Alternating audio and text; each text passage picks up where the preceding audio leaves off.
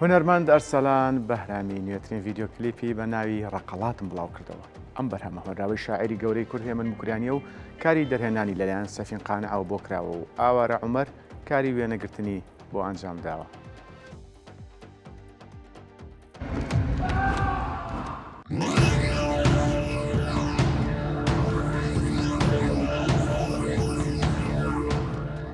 بەرهەمی ڕقەڵاتم لە هۆنراوەیەکی زۆر بەناوبانگی مامۆستا هێمن موکریانی بەرهەم هاتووە کە ئەگەڕێتەوە بۆ 2 ساڵ پێش ئێستا و کاتێککە من لە ڕۆژهەڵاتی کوردستان بووم بیرۆکەی ئەم گۆرانیە هات بە مێشکما و بارودۆخی ئەو کاتەی ڕۆژهەڵات وای ئەویست کە ئەم بەرهەمە پێک بێت. زۆرێک هەوڵم دا کە موزیکار و کاتە بەرهەمی بێنم، بەڵام بەداخەوە لەبەر دۆخێکی ناخۆش کە ئەو کات لەسەر ڕۆژهەڵات زاڵ بوو ئەم بەرهەمە پێک نەهات.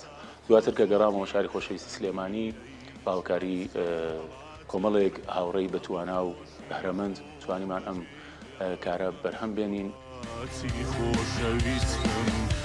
لە ترسی زلە و باتۆمە دار و شەق هەڵاتم هەر بە پێیان و بە کۆمە کۆمە گەیمە ئەم وڵاتە لە دۆخێکی زۆر هەستیارە لە تەمەنی مامۆستا هێمن لە دوای ڕووخانی کۆماری مەهاباد و لە سێدارەدانی پێشەوا قازی محەممەد ئەو ناچارە بێت کە وڵاتی خۆی بەجێ بێڵێت و پەنابات بۆ باشووری کوردستان و شاری خۆشەویستی قەڵات زێ. لەو دۆخە زۆر هەستیارە ئەم شارەی نووسیوە. منە و شارەم کە بینی زۆر زۆر نزیکی هەبوو لەگەڵ ئەو دۆخە کە من لە ڕۆژهەڵات هاتیە ئەژیان ئەو کات و ئەو گۆرانیە لەو ڕۆژگارە بەرهەم هات.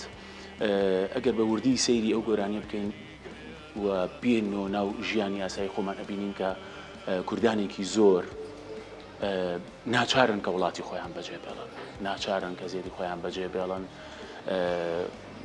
ئەوش لەبەر ئەو دۆخە ناخۆشەیە کە تایە ژیاون. من هەوڵم داوە ئەو بەرهەمەم گزارشێک بێت لە ئەو نەو ئەژیانە و ئەو کێشە زۆرانە کە بەسەر ئەو کەسانە زاڵە.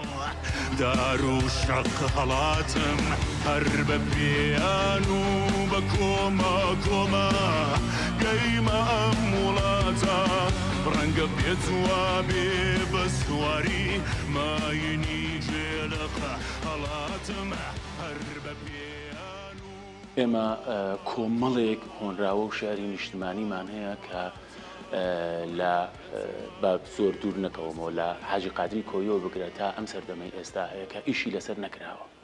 ینی بڕوا بکەن ئەگەر هۆنراوی کوردی بەرهەم نەیەت لە ئێستاوە کە خەریکم قسەتان لەگەڵا ئەکەم یەک قەرنی ئەوێت 100 ساڵی ئەوێت کە ئەوەی کە پێش ئێمە کراوە بکرێ بە گۆرانی.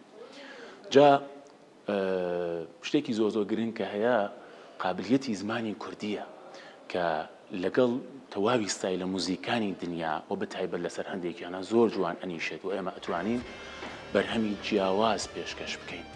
یەکێ لە ئەرکە زۆر زۆر گرنگەکانی هونەرمەند ئەوەیە کە ئاوێنەیەک بێ لە حاڵ و دۆخی ئەو سەردەمە کە تایە ئەژی. کاتێکە من خەڵکەکەم هەموو کۆچەکەن، خەڵکەکەم هەموو بریندارن، هەموو گرفتارن، هەموو لە دۆخ و ژیانێکی زۆر زۆر ناخۆشان.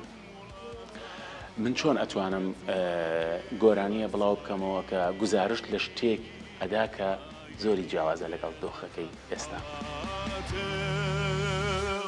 نۆکەری بێگانە ناکەم هاتە جێ فەرمایشی خۆمە وا لە برسان و لە بەربێ بەرگی ئەوڕۆ ڕەقەڵاتم ڕەقەڵاتم ڕەقەڵاتم ڕەقەڵاتم